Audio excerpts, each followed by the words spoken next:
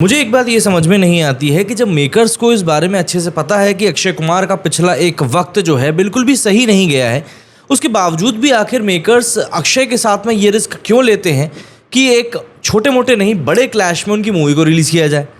दूसरी बात, अक्षय कुमार जो कि खुद एक बुरे दौर से गुजर रहे हैं और एक के बाद एक उनकी कई सारी मूवीज़ फ्लॉप होती जा रही हैं, ऐसे में वो कैसे इस बात के लिए एग्री कर जाते हैं कि उनकी अगली मूवी भी एक क्लैश में आ जाए। दरअसल अगर मैं बात करूं 15 अगस्त की, तो इस 15 अगस्त को 3 मूवीज़ रिलीज़ हो रही हैं, तीनों ही अलग अलग जॉनर की हैं। पहली है स्त्री जो कि हॉरर कॉमेडी है, दूसरी है वेदा जो कि एक पैट्रियाटिक मूवी आप कह सकते हैं, और तीसरी है खेल खेल में जो कि एक फैमिली कॉमेडी मूवी है, पर हालांकि वो फैमिली टाइप की लग नहीं रही है, वो नो एंट्री टाइप की ज़्यादा लग रही है। लेकिन ये तीनों ही मूवीज़ अलग अलग जॉनर की हैं, अलग अलग तरह की हैं। ऐसे में अक्षय कुमार इस बार एक मल्टी स्टार मूवी में दिखने वाले हैं, जिसमें कि उनके साथ में फरदीन खान भी होंगे और एमी विर्क होंगे। फरदीन खान की अगर मैं बात करूं तो करीब 15 साल के बाद में वो बड़े पर्दे पर वापसी कर रहे हैं। हे बेबी में अक्षय कुमार और फरदीन खान पहले भी साथ में काम कर चुके हैं। अब सिनेरियो यहाँ पर ये है कि तीनों ही मूवीज़ की एडवांस बुकिंग जो है वो शुरू हो चुकी है। अब अगर हम बात करें स्त्री, वेदा एंड खेल खेल में, इन तीनों मूवीज़ की, तो इन तीनों मूवीज़ की एडवांस बुकिंग में मैं आपको लिटरली बता रहा हूँ, कहीं से कहीं तक कोई कंपैरिजन नहीं है, कोई भी कंपैरिजन नहीं है। मतलब जो डेटा निकल कर सामने आ रहा है ना, वो लिटरली वेदा का, क्योंकि मुझको मैंने बजट ढूंढा वेदा का, तो मुझे वेदा का बजट भी नहीं मिला है। तो अगर मैं खेल खेल में से ही कंपेयर करूं तो यार स्त्री के सामने अक्षय कुमार की ये मूवी पानी भी नहीं मांगती दिख रही है। हाँ, बॉक्स ऑफिस के ऊपर मतलब थिएटर में रिलीज़ होने के बाद में कुछ कमाल हो जाए, पब्लिक उसकी तरफ खिंची चली जाए तो बात अलग है, लेकिन फिलहाल एडवांस बुकिंग में जो चीज़ें दिखाई दे रही हैं वो बिल्कुल भी प्रॉमिसिंग नहीं है अक्षय कुमार की इस मूवी के लिए भी। अक्षय कुमार करीब 2-2.5 साल से लगातार कोशिशें कर रहे हैं, लेकिन उसके बावजूद भी उनकी मूवी हिट नहीं हो पा रही है।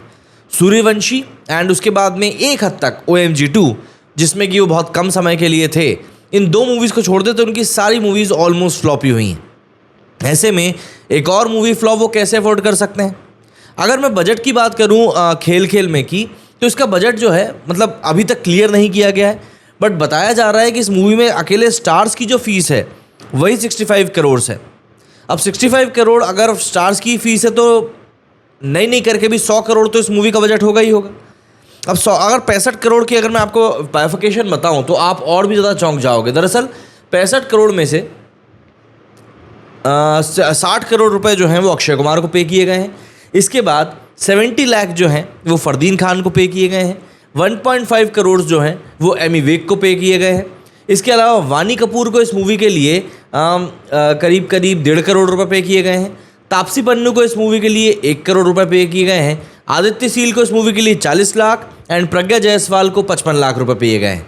तो अब ये जो पूरा एक आंकड़ा निकल कर सामने आया, ये एक्टर्स की फ़ीस है। तो आप ये समझिए कि अगर 100 करोड़ भी मैं इस मूवी का बजट मानता हूँ तो मूवी की फ़ीस ही 65 करोड़ रुपए जो है वो एक्टर्स के ऊपर चली जा रही है। अब ऐसे मूवी के ऊपर क्या ही ध्यान दिया गया होगा। कहानी अगर अच्छी भी होगी तो स्त्री तो इनका कंपटीशन दे ही रही है। स्त्री के बजट की अगर मैं बात करूं तो स्त्री का जो बजट है वो 75 to 80 करोड़ रुपए बताया जा रहा है एंड वेदा का अभी तक कोई बजट निकल कर सामने आया नहीं है। अगर मैं एडवांस बुकिंग कलेक्शन की बात करूं तो यू वॉन्ट बिलीव, सबसे कम कलेक्शन इस समय इन तीनों मूवीज़ में से निकल कर आया है खेल खेल में का। खेल खेल में का जो कलेक्शन है वो करीब आया है सिर्फ और सिर्फ अभी 11.4 लाख रुपए, सिर्फ 11.4।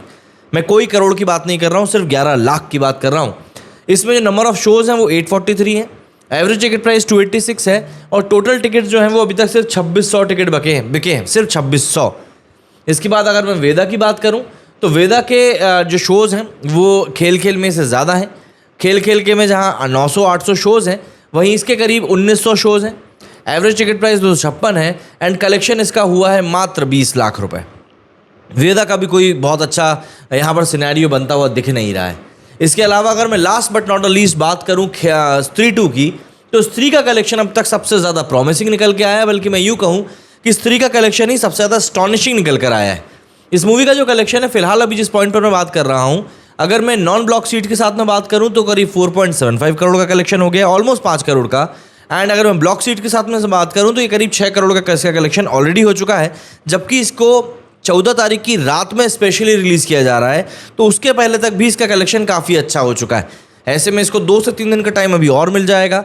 एंड जिस तरह की स्पीड के साथ में स्त्री का कलेक्शन बढ़ रहा है, ये चीज़ कहना गलत नहीं होगी कि ये मूवी अपने ओपनिंग डे पर 25 से 30 करोड़ का कलेक्शन तो आराम से निकाल सकती है। एंड इस मूवी का बजट है मात्र 75 to 80 करोड़। तो ऐसे में आप इस मूवी से एक्सपेक्ट कर सकते हैं कि एटलीस्ट 150 करोड़ तो कमा कर जाएगी। अब ये जो क्लियर कंपटीशन सामने है हमारे खेल खेल में, एक तरफ जहाँ पे वानी कपूर हैं, तापसी पन्नू है, अक्षय कुमार है, फरदीन खान है, उसके बावजूद भी अगर ये मूवी स्ट्रगल करती हुई दिखाई दे रही है तो कहीं ना कहीं इसके पीछे जो बड़ा कारण है वो है सिर्फ और सिर्फ एक ऐसा क्लैश जिसको कि मुझे ऐसा लगता है अवॉइड किया जा सकता था। बट समझ में नहीं आता मेकर्स आखिर क्या चाहते हैं। हालांकि एक पॉइंट और उठता है कि आजकल मूवीज़ के साथ में सबसे बड़ा पॉइंट ये आने लगा है कि OTT से इनको अच्छी रकम मिल जाती है। OTT के ऊपर ही पहले इनकी डील्स हो जाती हैं। तो मान के चलिए अक्षय कुमार की एक बढ़िया स्टारकास्ट है और अक्षय कुमार की मूवीज़ OTT पर तो बढ़िया चली जाती हैं। तो अगर अक्षय कुमार की इस मूवी को 70 करोड़ रुपए भी वहाँ से मिल जाएंगे तो भी ये मूवी नहीं करके तो अपनी रिकवरी तो कर ही लेगी। तो अब ऐसा है कि OTT ने कहीं ना कहीं मूवीज़ को एक बहुत बड़ा सपोर्ट दे दिया है। ऐसे में स्त्री 2 के बारे में अगर मैं बात करूं तो ये मूवी तो यार बहुत ही शानदार तरीके से आगे बढ़ रही है। बस अब देखना ही होगा कि ये मूवी थिएटर में आखिर में कितना पैसा कमाती है। आप कमेंट करके मुझे ज़रूर बताइएगा कि आपका इस बारे में क्या कुछ कहना है। मेरे इस वीडियो में फिलहाल इतना ही। जय हिंद, जय भारत।